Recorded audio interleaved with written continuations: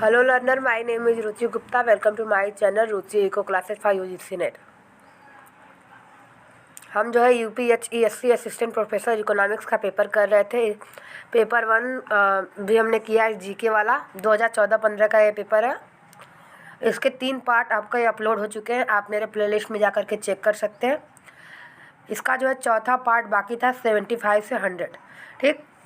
हम ये करेंगे, इसके बाद जो है 2016 का करेंगे। अब जो है आपको UPHESC का जो है कंटिन्यूसली लगातार पेपर मिलेगा, क्योंकि अब जो है 28 नवंबर को हमारा पेपर है। अब पेपर पास में ही, ज़्यादा दूर नहीं है, तब हमें ये जो है कंटिन्यूसली पेपर मिलेगा। तो आप जो है चैनल को लाइक शेयर और सब्सक्राइब जरूर करें। और दूसरा कि मेरी तबीयत थोड़ी ख़राब है, तो मैं ज़्यादा तेज़ आवाज़ में बोल नहीं पाऊँगी, तो इसके लिए पहले से मैं आपको बता दे रही हूँ। तो स्टार्ट करते हैं। जब इसके पहले जो है 74 क्वेश्चन तक हो गया था, 75 क्वेश्चन से हम स्टार्ट करते हैं, ठीक। हिंदी और इंग्लिश दोनों में पेपर आपका जो है दिया हुआ है, आप ये देख लीजिए। When a nation impose import tariff, nation offer curve will a shift away from the axis measuring its export commodity, shift away from the axis measuring its import commodity, will not shift any of the above is possible। तो जब हमारा nation जो है impose करता है import tariff, ठीक, तो import tariff जैसे ही इम्पोज करता है तो उसके इम्पोर्ट के जो है प्राइसेज जो है ज़्यादा हो जाते हैं, तो इम्पोर्ट कम हो जाता है। जब इम्पोर्ट कम हो जाता है तो कोई भी कंट्री, जब इम्पोर्ट जो है कम होता है तो लोग जो है डोमेस्टिक कमोडिटी को ज़्यादा यूज करने लगते हैं, यानी जो है आपकी जो डोमेस्टिक होम कंट्री गुड है उसके प्राइसेज जो है इंक्रीज होने लगते हैं। तो जब आप उसके तब आप जो है जब आपकी होम कंट्री की जो है प्रोडक्ट जो है कंज्यूम ज़्यादा होने लगेंगे, तो आप उसको जो है एक्सपोर्ट कम करोगे।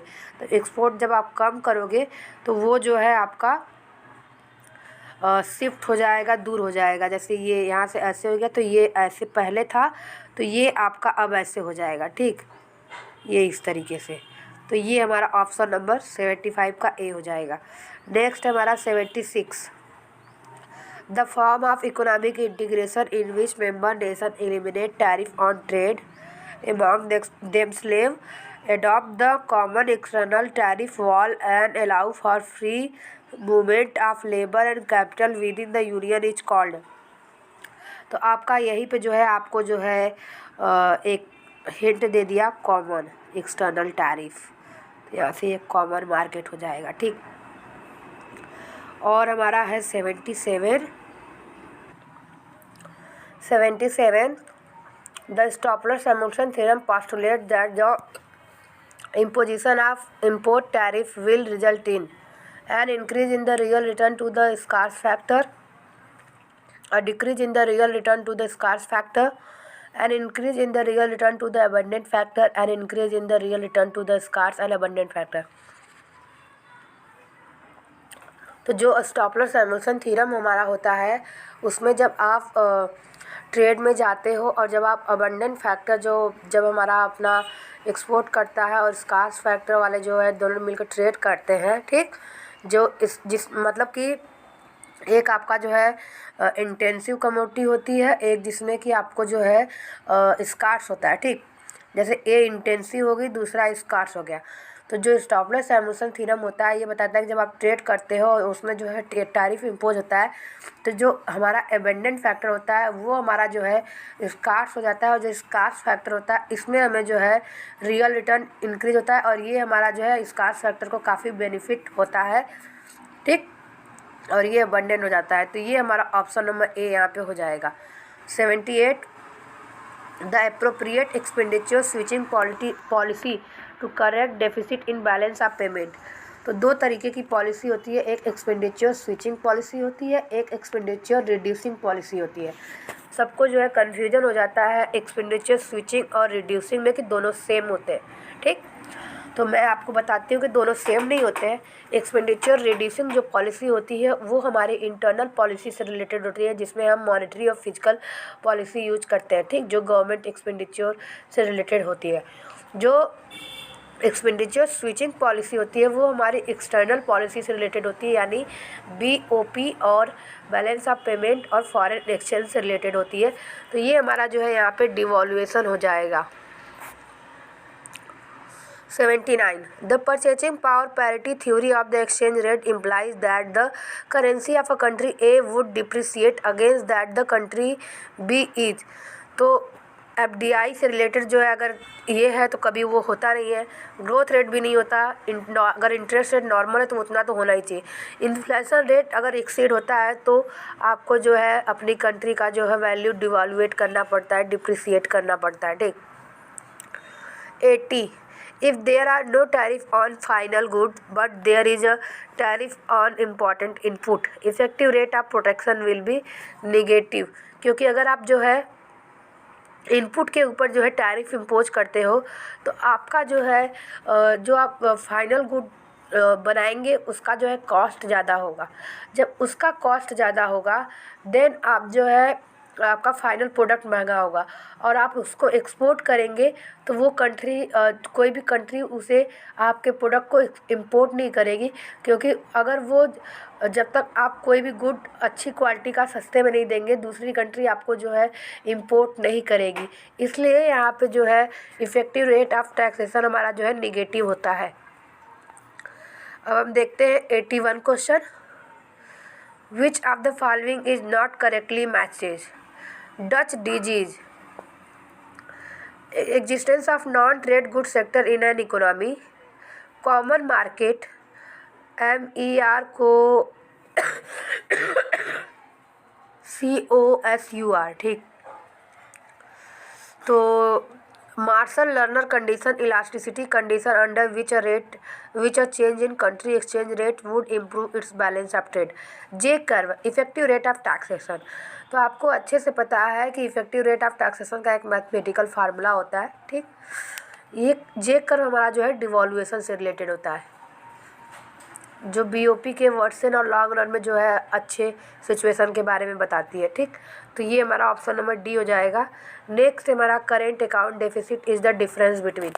तो BOP में आपके करेंट और कैपिटल दोनों होते हैं। करेंट में हमारा जो है एक्सपोर्ट और इंपोर्ट को लेते हैं एंड एसेट्स एंड लाइबिलिटीज़, ये सारे जो है हमारे सेंट्रल बैंक के नहीं, जो एसेट्स और लाइबिलिटीज़ हमारी कंट्री को होते हैं वो कैपिटल में आता है। ठीक।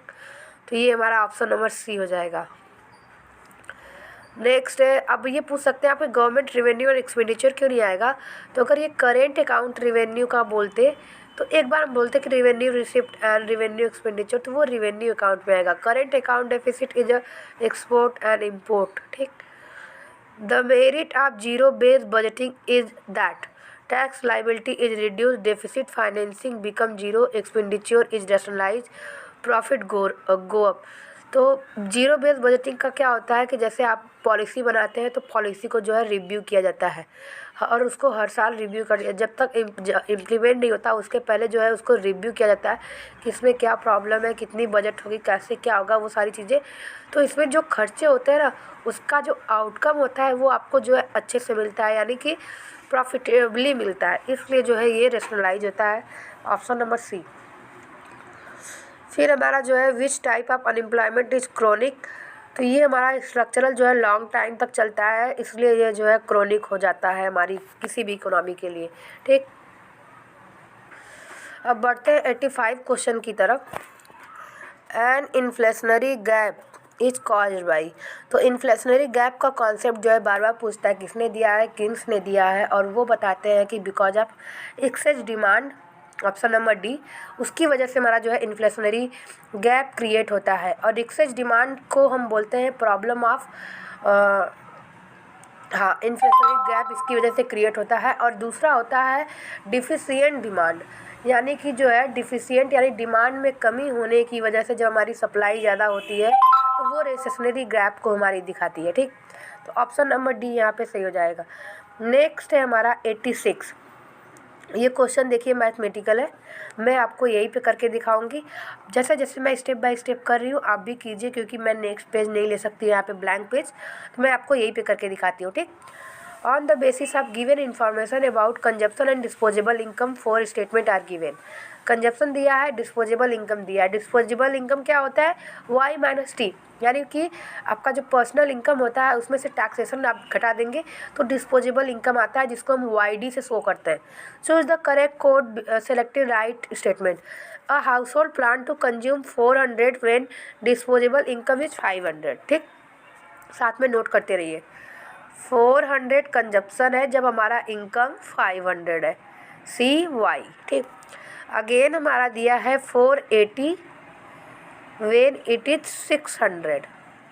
अगेन दिया है 560 व्हेन इट इज 700। तो इसने पूछा एमपीसी और एपीसी की वैल्यू क्या है। ठीक, एमपीसी क्या होती है? Del C by del Y, और एपीसी क्या होती है? C by Y. ठीक, पहले सी बाई वाई ही निकाल लेते हैं। अगर आप इसका सी बाई वाई निकालते हैं, ठीक, तो ये 0 0 कट जाएगा, बचा क्या? 4/5। 4/5 कटेगा तो 5/40, 0.8। फर्स्ट वाले का एपीसी आप आ जाएगा 0.8। अब हम यही से डायरेक्ट मैं आपको करके बताती हूँ। ये 0 यहाँ से 0 कैंसिल हो जाएगा, आया 48/60। ठीक, 6 × 48 हो गया 0.8। ठीक, अब इसी तरह 56/70 आ जाएगा, इसको कट करेंगे 7 × 56, 0.8, यानी कि हमारा एपीसी कितना आया? एपीसी हमारा आया 0.8 तीनों के केस में। ठीक, यहाँ पे एपीसी हमारा 0.8 तीनों का है। अब हम बात करते हैं एमपीसी की। एमपीसी, तो एमपीसी क्या है? Change in consumption and change in income, यानी इसका देखना है, इसका देखना है, और इसका देखना है, इसका देखना है। तो यहाँ से यहाँ का डिफरेंस कितना है? 80। यहाँ से यहाँ का डिफरेंस 100। यहाँ से यहाँ का डिफरेंस 80, 8 8 16, यहाँ से 100, यानी एमपीसी दोनों का सेम ही आएगा 80/100। ठीक, ये कट किया, ये कट किया 0.8। एमपीसी भी 0.8, एपीसी भी 0.8। अब हम जो है अपना ऑप्शन चेक करते हैं कि कौन सा ऑप्शन हमारा जो है सही है। अगर आपको समझ में नहीं आए तो आप मुझे कमेंट सेक्शन में कमेंट करके बता सकते हैं, और अगर आपको ये जो लेसन है अच्छा लगे तो भी आप मुझे जो है कमेंट सेक्शन में फीडबैक दे सकते हैं, क्योंकि मैं देखिए मेरी थोड़ी हेल्थ सही नहीं है, मैं फिर भी जो है आपके लिए बना रही हूँ वीडियो। ठीक, तो प्लीज़ जो है कमेंट सेक्शन में कमेंट करके बताइए कि कैसा लगा। तो ये देखिए दिया है एमपीसी 0.8, एपीसी डिक्रीजिंग, ये गलत हो जाएगा। एमपीसी 0.8 और एबीसी इसका अलग अलग सबका बताया, तो ये भी गलत। एमपीसी और APC are both are equal, तो 0.8 आया है। चौथा ऑप्शन है MPC 0.8 and APC is also 0.8 for all level of income, तो थर्ड एंड फोर्थ हमारा सही हो जाएगा, ऑप्शन नंबर बी सही है।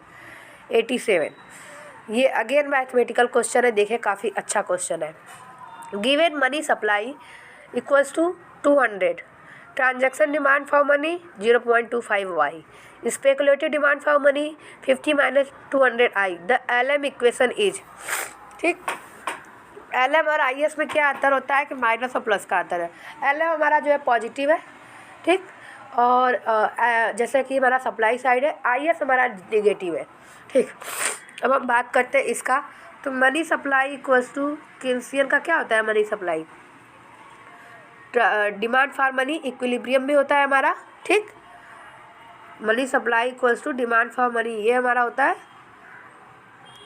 और किन्स क्या बताते हैं कि हमारा demand for money is equals to जो है transaction demand for money plus speculative demand for money. अब हम जो है इनको जो है इक्वल रख देंगे। ठीक, यानी कि ये दोनों को ऐड कर देंगे डिमांड फॉर मनी में और मनी सप्लाई के इक्वल करेंगे। तो मनी सप्लाई हमारा 200 है, 0.25 वाई प्लस 50 - 200 आई। ठीक, तो आपको वाई के फॉर्म में लेके आना है। LM इक्वेशन हमारा वाई से शुरू होता है और पॉजिटिव होता है तो वो प्लस होता है, और हमारा जो है IS निगेटिव होता है। ठीक, बाकी सेम वही चीज़ें होती हैं। तो हम जो है 200 - 50 इधर आ जाएगा, प्लस 200i, यहाँ माइनस 200i तो यहाँ पे प्लस 200i हो जाएगा इक्वल्स टू 0.25i। मैं ऊपर का रब कर देती हूँ। ठीक, तो 200 में से 50 जाएगा तो बचेगा कितना, 150 प्लस 200i। ठीक, 150 प्लस 200i और हाँ 200, फिर यहाँ पे हो जाएगा 0.25 y। फिर यहाँ से हम जो है इसको डिवाइड में लेके आएंगे तो 150 डिवाइडेड बाई 0.25 और यहाँ पे 0.25 हो जाएगा। तो फिर ऊपर से जो कि हम इसको जो है डिवाइड करेंगे, आप जो है डिवाइड करके देखिएगा। जब हम 150 को 0.25 से डिवाइड करेंगे तो हमारा जो आ जाएगा 600। ठीक, और 200i को जब हम डिवाइड करेंगे तो आ जाएगा हमारा 800i। ठीक, और यहाँ पे y हो जाएगा। तो ऑप्शन हमारा नंबर हो जाएगा सी, सही हो जाएगा ऑप्शन नंबर सी। अब हम बात करते हैं 88 क्वेश्चन का। A redistribution of income in a country can be best brought about through. तो इसका ऑप्शन नंबर सी हो जाएगा progressive taxation combined with progressive expenditure. 89 question देखते हैं। In which year was the fiscal responsibility and budget management act passed. तो ये हमारा जो है 2003 में पास हुआ था। यहाँ पे ऑप्शन में हम जो है 2005 लगाएंगे क्योंकि ये उसको क्लेश 2 है। ठीक, और कई जगह पास होने में 2005 हो गया था, 2005 है। ठीक, स्टेट वाइज। तो which is the best performing state in terms of growth rate as per 2012-13 data. तो ये बिहार है। ठीक, नेक्स्ट है हमारा 91। Which of the following scheme provides relief to the farmer in the interest rate on timely repayment of crop loan। तो ये हमारा जो हो जाएगा यहाँ पे interest subvention scheme, option number D. 92 की बात करते हैं। तो which of the statement is not correct. तो इसका जो हो जाएगा unemployment rate in India is around 2% under usual status. तो हमारा जो अनएम्प्लॉयमेंट मेजर किया जाता है वो usual, daily and weekly basis पे किया जाता है। नेक्स्ट है हमारा 93। Vijay Kelkar committee 2012 was relate to which of the following subject. तो ये फिजिकल कंसोलिडेशन है। और जो विजय केलकर कमेटी की 2002 वाली है टास्क फोर्स, वो हमारी जो है टैक्स रिफॉर्म्स है। 94। विच of the following operate the rural infrastructure development fund RIDF in India. ये हमारा जो है रूरल से रिलेटेड नाबार्ड हो जाएगा। 95। विच of the following external agency in providing financial help for Delhi Mumbai industrial corridor project. तो ये हमारा जो है जापान सरकार हो जाएगी। फिर हमारा जो है 96 हो जाएगा। Which of the following is not an objective of food management in India. तो ये हो जाएगा export of food grain to earn foreign exchange, option number C. ठीक, फिर इसके बाद जो है हमारा हो जाएगा 97। Unbalance growth hypothesis is formulated on the assumption. तो ये हो जाएगा हमारा, क्योंकि यहाँ पे हमारा कैपिटल और लेबर जो है लिमिटेड है। 97 का A. 98। What is the appropriate measure of central tendency. तो appropriate measure of central tendency में मीन हो जाएगा अरिथमेटिक एवरेज। अब हम बात करते हैं 99 की। Given to regression line 8x - 10y + 66 40x - 18y = 214। तो आप जो है ये मैं सॉल्व नहीं कर रही हूँ, मैं आपको बता दे रही हूँ कि कैसे सॉल्व करना है। आप जो है x 8x ये वाला -66 को इस साइड लेके जाएंगे तो ये निगेटिव हो जाएगा। ठीक, और ऊपर वाला 40x - 18y हो जाएगा 214। फिर आप जो है इसको बराबर करने के लिए यहाँ से 5 से मल्टीप्लाई कर देंगे इक्वेशन नंबर फर्स्ट में।